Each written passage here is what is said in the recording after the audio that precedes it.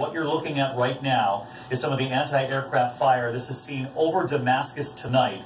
These images just coming in shortly after these U.S.-led airstrikes began in Syria. As we know tonight, this was a joint effort with both Britain and France, our strong allies. I do want to bring in our retired Colonel Stephen Ganyard, our military analyst, who's been watching this unfold with me all evening long. And Steve, talk us through these images, the anti-aircraft images. We did hear from General Dunford and Secretary Mattis a short time ago saying they were aware that some of this activity did take place, but they couldn't elaborate on how much damage the Syrians were able to do.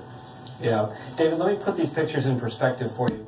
When we say cruise missiles, that means they fly very, very low, like an airplane, not like a ballistic missile like we see out of Korea.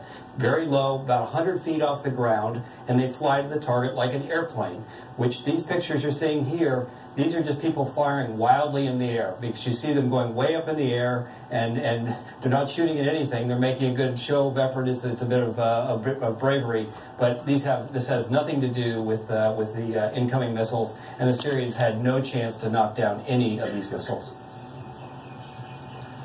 Colonel Ganyard, I wanted to ask you about a tweet that just crossed now from Russia in the USA. This is a statement by Ambassador Antonov about these strikes, saying a pre-designed scenario is being implemented. Again, we are being threatened.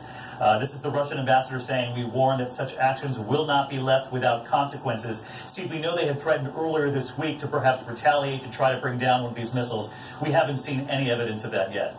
We haven't, David. And there was back-channel communication going on between, as General Dunford said, between the Russians and the U.S. all week long, trying to minimize any possibility of Russian casualties.